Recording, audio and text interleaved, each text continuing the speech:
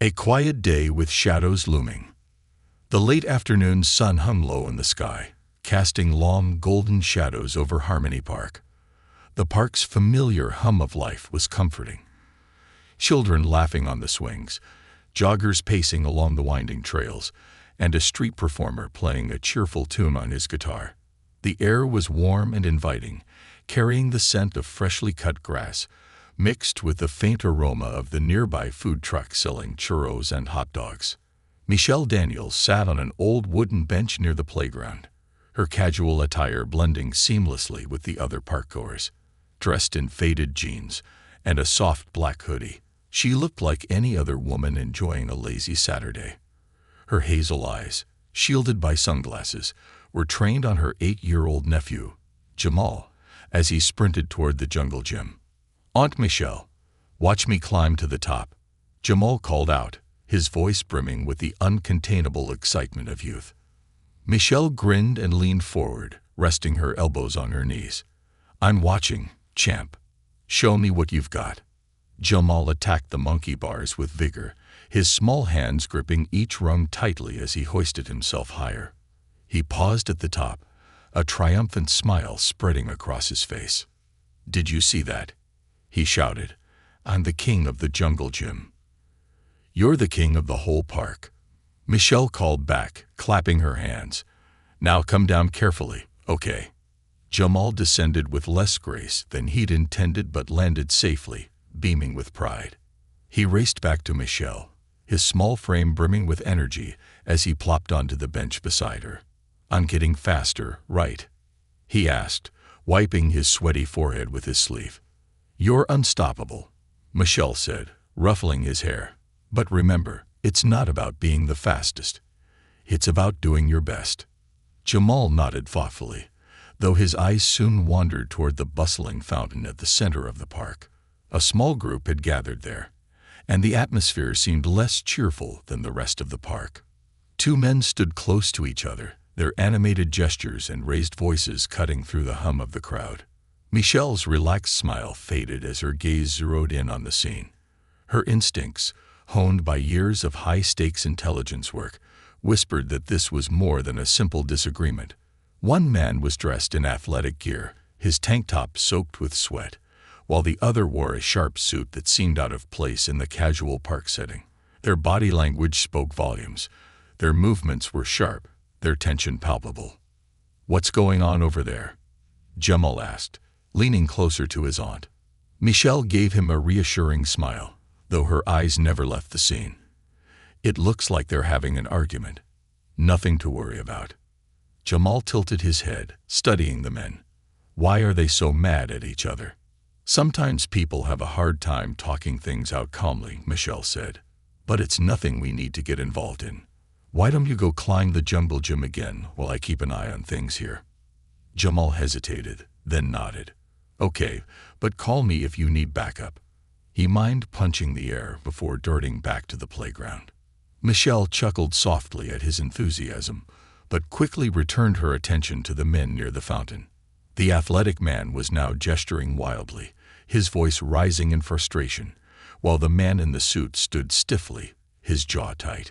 Michelle's gaze swept the area, noting every detail: the distance between the men, the growing crowd, and the approaching police officer.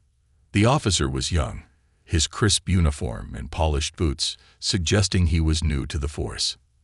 His hand rested on his holstered weapon as he walked, his posture rigid with authority. Michelle's lips pressed into a thin line.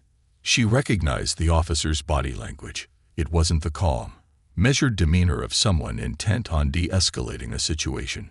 He was already making judgments, and the air around him carried a crackling tension. The officer reached the fountain, his voice cutting through the noise. "What's going on here?" The athletic man immediately raised his hands, palms out. "It's nothing, officer. Just a misunderstanding." The suited man chimed in nervously. "We were having a discussion. It got heated, but it's over now." The officer's sharp gaze flicked between them. "Talking doesn't sound like shouting," he snapped. "Who started it?" The crowd began to shift uncomfortably, some pulling out their phones to record the interaction. Michelle remained seated, her posture casual, though her mind was anything but. Years of experience told her this could escalate quickly if mishandled. She scanned the faces of the onlookers, noting their expressions: curiosity, unease, and a simmering tension that mirrored her own. Aunt Michelle. Jamal's small voice pulled her focus. He stood next to her, clutching his juice box. Why is that officer yelling at them? Michelle reached out and gently touched his shoulder. It's okay, Jamal. Sometimes people argue, and it takes a while to calm things down. Her words were meant to reassure him, but even as she spoke, she knew it might not be true. The officer's voice grew louder, his tone commanding. I need to see some ID. Now. The athletic man fumbled in his pocket, his hands trembling. The suited man hesitated, his body language defensive. We haven't done anything wrong, he said cautiously. The officer's face darkened. That's not for you to decide. Do as you're told. Michelle's jaw tightened, but she kept her expression neutral. She had seen situations like this before. Power wielded carelessly, authority weaponized against those who dared to question it. She glanced at Jamal, whose wide eyes were locked on the scene. He was absorbing every moment, every tone, every gesture. What he learned from this moment would shape how he saw the world. Michelle stood, her movements deliberate and unhurried. She smoothed her hoodie and began walking toward the fountain, her presence calm but purposeful. Excuse me, officer, she said evenly, her voice cutting through the tension like a knife through fog. The officer turned sharply, his eyes narrowing as they landed on her. And who are you? Michelle stopped a few feet away, her posture unthreatening yet confident. Just a bystander. I was sitting over there with my nephew and saw what happened. These men were arguing, but it's clear they're not a threat. The officer's posture stiffened, his authority challenged. You people are always trying to interfere, he muttered, his tone dripping with disdain. Michelle's chest tightened, but she maintained her composure. I'm not interfering, she said calmly. I'm offering an observation. Escalating this isn't necessary. The officer stepped closer, his face inches from hers. You think you know how to do my job better than me. I think everyone benefits when situations are handled with care, Michelle replied, her tone unwavering. We all want the same thing. Peace. Her words hung in the air, their quiet strength undeniable. But the officer's face hardened, his grip tightening on his belt. Let me see your ID, he demanded. Michelle's heart raced, but her expression remained composed. As she reached into her pocket to comply, she felt the weight of the moment pressing down on her. She wasn't just standing up for herself or the men near the fountain. She was standing up for Jamal, for the onlookers, and for everyone who had ever been silenced by fear. This was no longer a quiet day in the park. It was the beginning of something much bigger. A line crossed.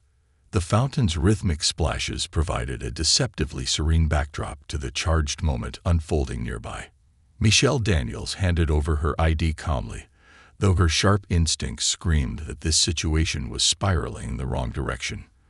The officer snatched it from her hand, his fingers tightening around the small plastic card, as if its weight alone could challenge his authority. Michelle Daniels, he said, reading aloud with a faint sneer. His eyes flicked up to meet hers. Address checks out, but what business do you have interfering in an official matter? Michelle's expression remained neutral, her voice measured. I wasn't interfering, officer. I was observing. These men were arguing, but there's no sign of a physical altercation. Your presence alone should be enough to resolve this. The officer's lips pressed into a thin line. And now you're giving me advice on how to do my job. I'm offering perspective, Michelle corrected, keeping her tone even. This doesn't have to escalate further. Behind the officer, the two men, one in the suit and the other in jogging gear, watched silently, their nervous gazes darting between Michelle and the growing crowd. The parkgoers had become a quiet but undeniable presence, their phones raised, recording every word, every gesture. Murmurs rippled through the crowd, their unease palpable. The officer took a step closer to Michelle, his posture radiating authority. He lowered his voice, though the tone carried a dangerous edge. "You're awfully confident for someone sticking their nose where it doesn't belong." Michelle held his gaze, her calm unshaken. Years of training had taught her how to remain composed under pressure, how to wield silence as a weapon. The officer's frustration was clear in the way his jaw tightened, the way his hand hovered near the cuffs on his belt. "I'm confident because I know my rights," Michelle said finally. "And because I know this is a public park where community members have the right to observe law enforcement without interference." The officer's face darkened, a flicker of anger sparking in his eyes. "Let me make this clear. You've got two choices. Walk away, or I'll bring you in for obstructing justice." The crowd gasped audibly at the officer's words. Michelle's gaze swept the park, noting the mix of outrage and disbelief on the faces of those watching. She glanced toward the bench where Jamal stood, his small frame rigid with fear. Her chest tightened. This wasn't just about her anymore. Jamal was watching, learning, absorbing the nuances of what it meant to live in a world where power could be wielded indiscriminately. "Officer," Michelle began, her voice steady but firm, "you're making a mistake." The officer raised an eyebrow. "Is that so?" "Yes," Michelle replied, her hazel eyes narrowing slightly. "Because I'm not just Michelle Daniels. I'm a federal agent with the Central Intelligence Agency." A collective gasp rippled through the crowd, and even the officer seemed momentarily taken aback. He recovered quickly, though, his skepticism evident. "A CIA agent?" He scoffed. "Sure you are." Michelle reached slowly into her back pocket, her movements deliberate and non-threatening. She produced a sleek leather wallet and flipped it open, revealing the gleaming gold badge and identification card inside. "You can verify it if you'd like," she said calmly. The officer's face betrayed a flicker of uncertainty as he stared at the badge. His grip on her driver's license loosened slightly, but his tone remained confrontational. "Even if that's true, it doesn't change the fact that you were interfering." Michelle tilted her head slightly, her expression unyielding. "What I did was remind you that escalation wasn't necessary. That's not interference. It's a civic duty." The murmurs in the crowd grew louder now, their unease turning into vocal discontent. A woman near the front spoke up, her voice trembling with anger. "She's right. We all saw what happened. She didn't do anything wrong." Another voice chimed in. "You're targeting her because she's standing up to you." The officer's head whipped toward the crowd, his expression hardening. "Stay back," he barked. "This is an official police matter." Michelle seized the moment, her voice cutting through the noise like a blade. "An official matter that the public has every right to observe. And now, officer, I'm invoking my right to request a supervisor on site." The officer hesitated, his authority teetering under the weight of the crowd's scrutiny and Michelle's unwavering composure. He glanced toward his radio, his jaw clenching. For a moment, Michelle thought he might relent, that reason might prevail. But then his hand shot toward his cuffs. "You're under arrest," he declared, his voice tight with anger. The crowd erupted in outrage, their shouts filling the air. Michelle's training kicked in immediately, her body moving with practiced precision. As the officer reached for her wrist, she subtly shifted her stance, stepping back just enough to make his grip falter. It wasn't resistance, it was calculated control. "Officer," Michelle said sharply, her voice rising above the chaos, "this is a mistake. You're crossing a line." The officer's face flushed with anger, but before he could respond, the crackle of a radio interrupted him. "Unit 204, this is dispatch. Supervisor en route to your location. ETA 3 minutes.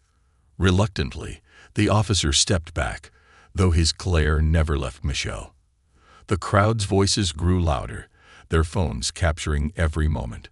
Michelle held her ground, her calm composure a stark contrast to the chaos surrounding her. In the distance, the wail of approaching sirens pierced the air.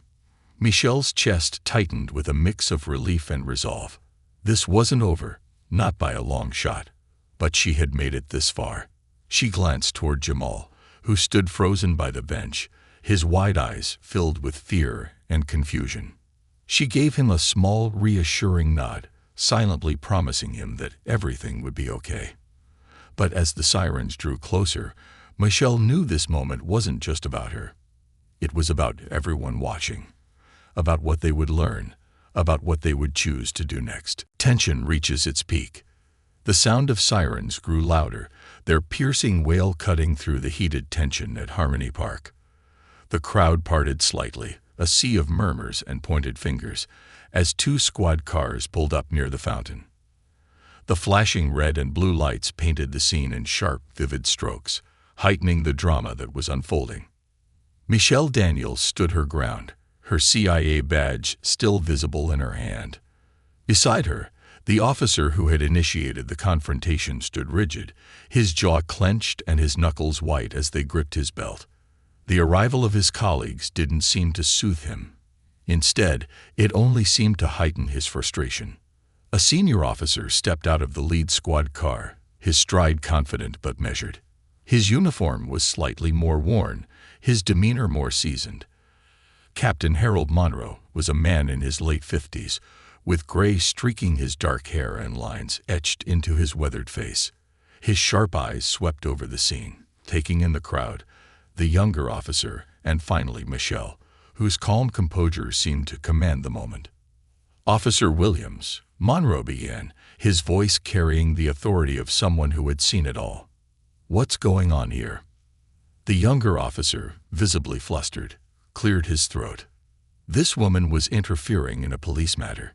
She refused to comply and became uncooperative when I attempted to detain her. The captain's gaze shifted to Michelle, lingering for a moment on the CIA badge she held. His brow furrowed slightly, and his tone softened as he addressed her. "Ma'am, is that accurate?" Michelle met his eyes with steady confidence. "Captain Monroe, I was sitting on that bench with my nephew, observing the situation. Two men were arguing, but there was no sign of physical danger. Your officer escalated the situation unnecessarily, and when I calmly pointed that out, he attempted to arrest me without cause." The crowd, now emboldened by the presence of more officers, began to speak up. A man in a red hoodie shouted, "She's telling the truth. We all saw it."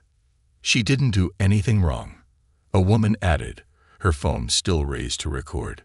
Monroe's face remained neutral, but his sharp eyes flicked between Michelle, the officer, and the crowd.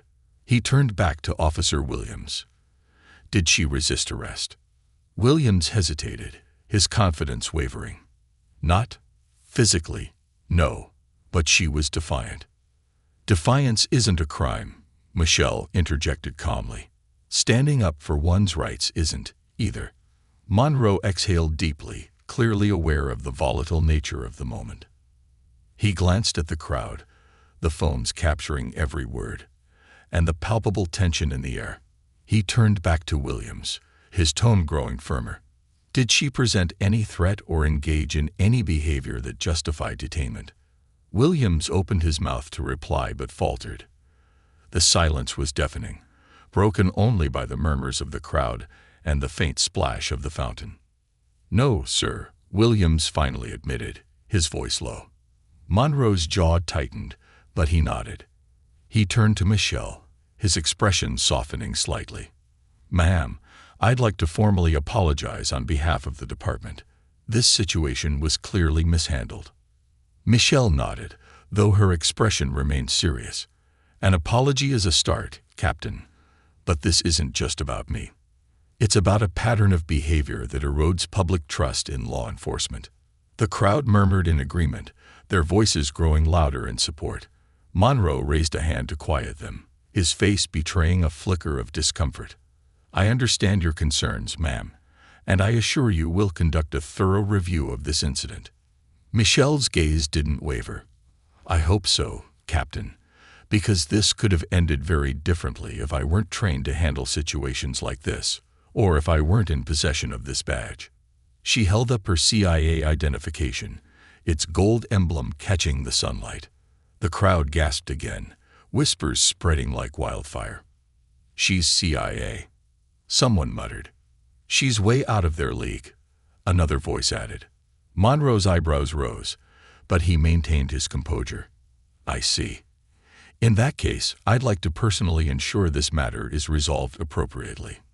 Michelle lowered her badge, but kept her posture firm. "I'm holding you to that, Captain. And I'd like a full report on the outcome of this review." Monroe nodded, his respect for her evident. "You'll have it." As the tension began to ease, a voice rang out from the crowd, sharp and defiant. "What about the officer? He needs to be held accountable." The crowd erupted in agreement, their voices calling for justice. Monroe raised his hand again, his expression firm. "This officer's actions will be investigated, and appropriate action will be taken. But for now, I need everyone to disperse and allow us to handle this." The murmurs continued, but the crowd slowly began to shift. Some remained to record the aftermath, their distrust evident, while others moved away, their curiosity satisfied for the moment. Jamal, who had been standing frozen by the bench, finally ran to Michelle. He wrapped his arms around her waist, his small frame trembling. "Aunt Michelle, are you okay?" he whispered, his voice filled with worry.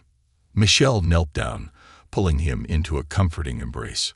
"I'm fine, Jamal," she said softly. "It's all over now." He looked up at her with wide, teary eyes. "Why did he try to arrest you? You didn't do anything."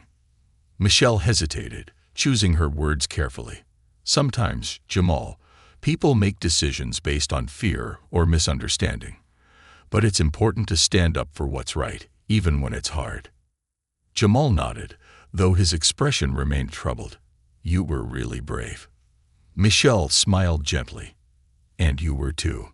As Monroe began directing his officers to clear the scene, he approached Michelle once more.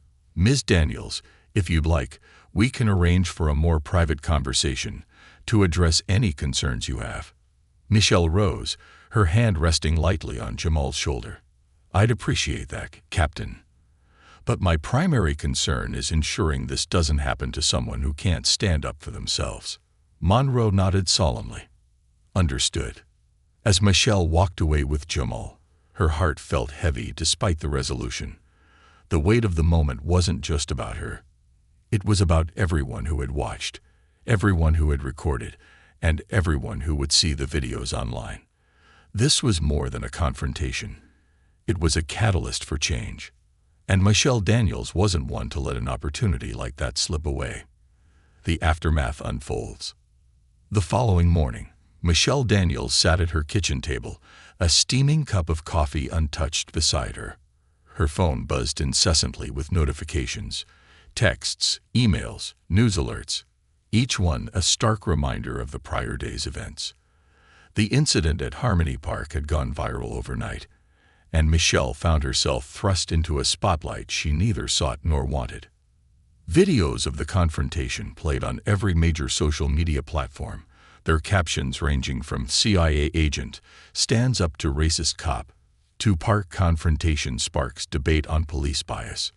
News outlets had picked up the story, framing it as a microcosm of systemic issues that had long plagued communities across the country. Michelle leaned back in her chair, scrolling through the comments section of one of the videos. It was a mixed bag. Some applauded her courage, others questioned her actions, and a few devolved into hateful rhetoric that made her stomach churn. She had faced dangerous missions abroad, but this public scrutiny felt like a different kind of battlefield. "Why are you awake so early?" Jamal's sleepy voice broke the silence. He shuffled into the kitchen, still in his pajamas, clutching a stuffed dinosaur under one arm. Michelle set her phone down and smiled softly. "Just catching up on some news, buddy. Did you sleep okay?" Jamal nodded, climbing onto the chair beside her. "Yeah, but I had a weird dream about the park. That police officer was chasing you, but then you turned into a superhero and flew away." Michelle chuckled, though her heart ached at the thought of how much the incident had affected him. "That sounds like a pretty cool dream. But you know, you were my superhero yesterday. You stayed calm and brave through everything." Jamal grinned, his mood lifting. "Do you think they're still talking about what happened?" Michelle glanced at her phone, the endless stream of notifications proving his point. "Oh, they're definitely talking about it. But that's not a bad thing." Before Jamal could ask more questions, Michelle's phone rang, the caller ID displaying CIA headquarters. Her chest tightened as she answered, standing and walking into the living room for privacy. "Agent Daniels," her supervisor's voice came through, calm and measured. "I'm sure you're aware that yesterday's events have drawn considerable attention." "Yes, sir," Michelle replied, her tone professional. "I didn't intend for this to happen, but the situation required action." "We've reviewed the footage," he continued. "You handled yourself with composure and integrity. However, your public exposure presents a challenge. Your face is now recognizable, which could complicate future assignments." Michelle exhaled, bracing for what she knew was coming. "Understood. Is reassignment on the table?" "It's being considered," her supervisor admitted. "In the meantime, you should prepare for media inquiries and potential backlash. The agency won't issue an official statement, but we trust you to navigate this responsibly." "Of course," Michelle said, her voice steady despite the weight of his words. "Thank you for the update." After the call ended, Michelle sank onto the couch, her mind racing. Her career had thrived in the shadows, her anonymity a critical asset. Now that veil had been stripped away, and she was left exposed, not just as an agent, but as a symbol in a rapidly growing movement. Her thoughts were interrupted by the ping of an email notification. It was from Captain Monroe, the senior officer who had intervened at the park. The subject line read, "Follow-up and next steps." Michelle opened the email, scanning its contents carefully. Monroe had detailed the department's plan for a formal review of the incident, including bias training for all officers and increased transparency measures. He also expressed a desire to meet with Michelle to discuss broader systemic issues and how the department could rebuild public trust. It was a promising start, but Michelle knew words meant little without action. She drafted a polite but firm response, agreeing to meet on the condition that the review process included community input and independent oversight. As she hit send, another email caught her eye, this one from a local journalist requesting an interview. Michelle hesitated. She had no desire to become a media figure, but the thought of letting the narrative be shaped by others was equally unappealing. With a sigh, she flagged the email for later, knowing she'd need time to decide how best to proceed. Jamal's voice called from the kitchen. "Aunt Michelle, can we make pancakes?" She smiled despite the weight on her shoulders. "Coming right up, champ." Later that day, Michelle found herself seated across from Captain Monroe in a conference room at the local precinct. The atmosphere was formal but not hostile, the walls adorned with plaques and framed commendations that seemed to stand in stark contrast to the reason for her visit. "Agent Daniels," Monroe began, folding his hands on the table. "I want to thank you for agreeing to meet. I also want to reiterate my apology for what happened yesterday." Michelle nodded, her expression neutral. "I appreciate the apology, Captain, but I'm more interested in how your department plans to prevent incidents like this in the future." Monroe nodded, sliding a folder across the table. "We've already begun implementing changes.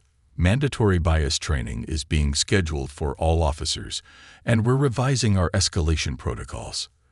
Additionally, Officer Williams has been placed on administrative leave pending the outcome of the review." Michelle opened the folder, scanning the outline measures. They were promising, but she knew from experience that promises alone wouldn't solve systemic issues. "These are good steps, Captain, but they're just that, steps. Real change requires sustained effort and accountability." "I couldn't agree more," Monroe said. "That's why I'd like to involve you in our efforts moving forward. Your perspective as someone who's experienced both law enforcement and public service would be invaluable." Michelle arched an eyebrow. "You're asking me to consult for the department?" "In a manner of speaking," Monroe admitted. "We need voices like yours to help us see where we're falling short." Michelle leaned back in her chair, considering his words. She had spent years working in environments where trust was earned through action, not rhetoric. If she could help steer the department toward meaningful change, perhaps the incident at Harmony Park would serve a greater purpose. "I'll consider it," she said finally, "but my involvement would depend on full transparency and a genuine commitment to reform." Monroe nodded, his expression serious. "You have my word."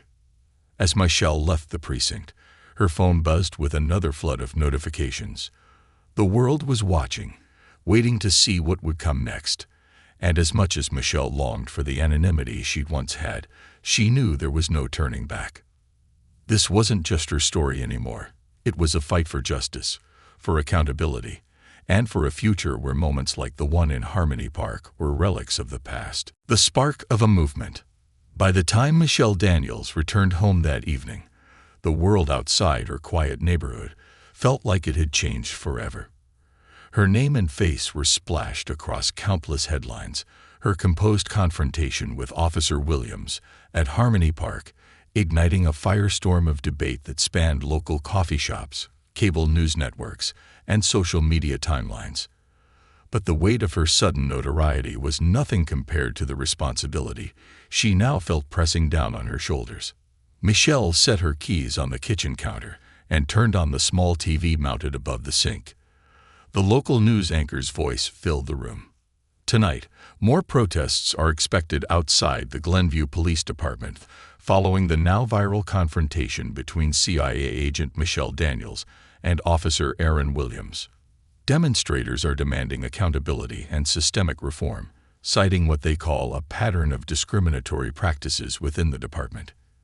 The screen cut to footage of the protests. Hundreds of people gathered with signs reading "Justice for All" and "Accountability Now." The crowd chanted in unison, their voices a powerful force echoing through the streets. Michelle watched in silence, her emotions a mix of pride, anxiety, and resolve. This wasn't just about her anymore. It was about a movement that had been waiting for a spark. "Aunt Michelle." Jamal's small voice broke her focus.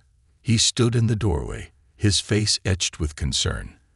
"Why are all those people holding signs with your name on them?"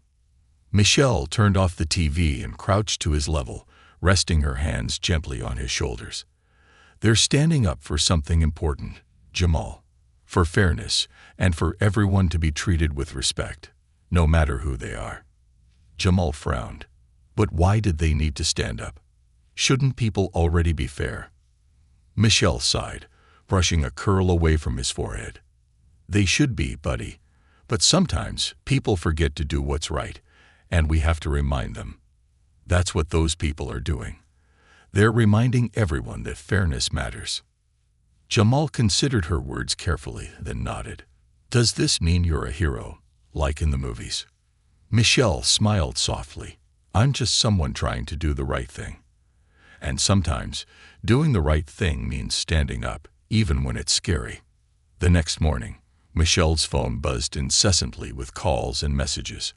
Among them was a voicemail from a prominent civil rights organization, inviting her to speak at a rally scheduled for the upcoming weekend. They wanted her to share her story, to use her platform to inspire others. Michelle hesitated, unsure if she was ready to step into such a public role. Later, as she sipped her coffee and scrolled through her emails, she noticed one from a high school teacher in Atlanta. The subject line read, "Your story inspired my students." Michelle opened it, her curiosity piqued. The email began, "Dear Ms. Daniels, I'm a teacher at Monroe High School, and after showing my students the video of your bravery at Harmony Park, we had a long discussion about standing up for justice. Many of my students come from marginalized communities and often feel powerless in the face of discrimination. Your story showed them that even one voice can make a difference. Thank you for being that voice." Michelle sat back, her eyes lingering on the words. She thought about the countless young people who, like Jamal, were learning about the world through moments like these. If her story could empower even a fraction of them to believe in their own agency, perhaps stepping into the public eye was worth the discomfort. That afternoon, Michelle met with Captain Monroe at City Hall. The mayor had called a press conference to address the growing tension in the community, and Michelle had been invited to attend. As she entered the building, the buzz of reporters and camera crews filled the air. Monroe approached her with a nod. "Thank you for coming, Agent Daniels. Your presence here sends a powerful message." "I'm here to listen," Michelle replied evenly, "and to ensure the promises being made today turn into action." The press conference began with the mayor's speech, a carefully crafted statement acknowledging the incident at Harmony Park and outlining proposed reforms for the police department. These included mandatory bias training, increased oversight, and a citizen advisory board to review complaints against officers. When the mayor finished, he gestured for Michelle to step forward. The room fell silent as she approached the podium, her heart pounding in her chest. She took a deep breath and scanned the sea of faces: reporters, community leaders, activists, and ordinary citizens who had come to witness this moment. "Good afternoon," Michelle began, her voice steady despite the weight of the moment. What happened at Harmony Park was not an isolated incident. It was a symptom of deeper issues that require more than temporary fixes. This isn't about one officer or one department. It's about a system that needs accountability, transparency, and reform. She paused, letting her words sink in. "I'm not here today as a hero or a victim. I'm here as someone who believes in justice and fairness. And I know many of you share that belief. Change doesn't happen because of one person. It happens because of communities coming together to demand better. For themselves, for their children, and for future generations." The crowd erupted into applause, the sound echoing through the chamber. Michelle stepped back from the podium, her chest heaving with a mix of nerves and pride. Captain Monroe approached her, his expression one of quiet respect. "Powerful words, Agent Daniels," he said. "Let's make sure they lead to powerful actions." By the time Michelle returned home that evening, she felt a renewed sense of purpose. The road ahead would be long and fraught with challenges, but the momentum was undeniable. As she sat down to write her speech for the rally that weekend, her mind buzzed with ideas. She thought about the people who had reached out to her, the students inspired by her story, and the protesters chanting her name. She thought about Jamal, whose innocent questions reminded her of the world she wanted to help build. And as the sun dipped below the horizon, painting the sky in hues of orange and purple, Michelle Daniels resolved to keep moving forward, one step, one speech, and one act of courage at a time. From moment to movement, the day of the rally arrived with the crisp promise of autumn in the air. Harmony Park, the site of the incident that had ignited a national conversation, had been transformed into a gathering ground for change. Rows of folding chairs stretched across the grassy expanse, and a stage adorned with banners reading "Justice for All" and "Accountability" now stood as a focal point. The park buzzed with energy as people from all walks of life assembled, their voices blending into a symphony of hope, anger, and determination. Michelle Daniels arrived early, her heart heavy with the weight of what lay ahead. Her name had become a symbol of resilience, and the world was watching her every move. Yet, she felt no triumph in the attention. Instead, she felt a deep sense of duty, a responsibility to amplify the voices of those who had been silenced for too long. She stepped onto the stage, her gaze sweeping across the growing crowd. Activists, community leaders, students, and families filled the park, holding signs with messages like "We stand with Michelle" and "End police bias." Cameras lined the edges of the gathering, their lenses trained on the woman who had unwittingly become the face of a movement. "Agent Daniels," a voice called from behind her. She turned to see Captain Monroe, his demeanor formal yet respectful. He extended a hand. "Thank you for being here today. It means a lot." Michelle shook his hand, her grip firm. "Thank you for following through on your promise, Captain. But this is just the beginning." He nodded, his expression somber. "I know. We have a long road ahead." The rally began with speeches from local leaders, each one emphasizing the need for systemic reform and community engagement. Stories of injustice and resilience echoed across the park, each one painting a vivid picture of the challenges that lay ahead. By the time Michelle approached the podium, the crowd was electric with anticipation. She stood for a moment, letting the murmurs of the crowd fade into silence. The weight of their expectations pressed down on her, but she stood tall, her voice clear and unwavering as she began to speak. "Good afternoon," she said, her words carrying over the sea of faces. "I stand before you today not as a hero or a victim, but as a person who believes in the power of justice, fairness, and accountability." Her gaze swept the crowd, locking eyes with individuals who had come seeking hope, answers, and action. What happened at Harmony Park wasn't just about me. It was about a system that too often fails the people it's meant to protect. It was about the countless voices that have been silenced, the stories that have gone untold, and the lives that have been unjustly disrupted. The crowd erupted into applause, their cheers echoing off the buildings that bordered the park. Michelle raised a hand, her expression resolute. "But this is not where the story ends. This is where it begins. Change doesn't happen in a vacuum.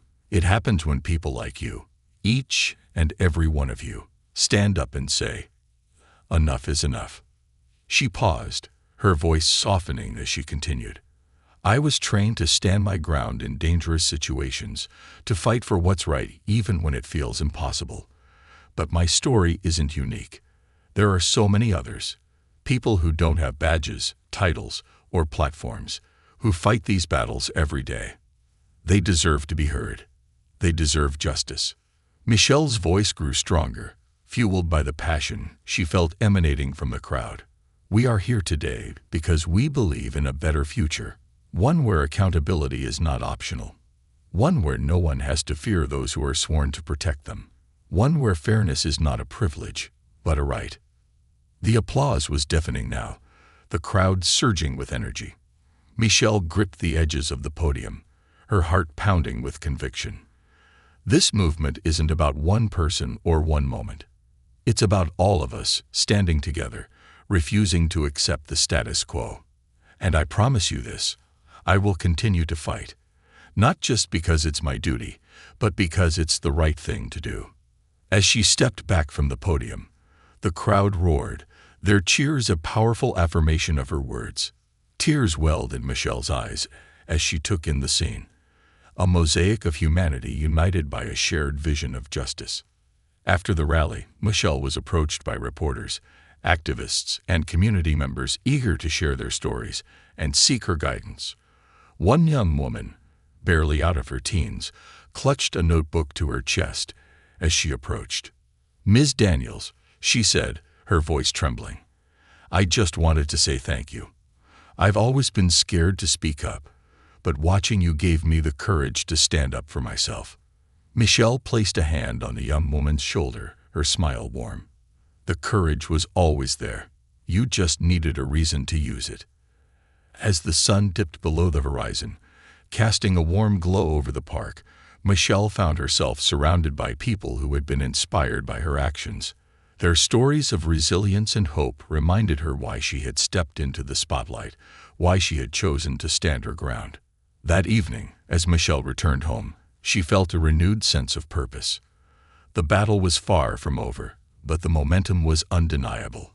She wasn't just fighting for herself or her family. She was fighting for a future where everyone could walk through a park, sit on a bench, or speak their truth without fear. The movement had begun, and Michelle Daniels was ready to lead it forward, one step, one voice, and one act of courage at a time.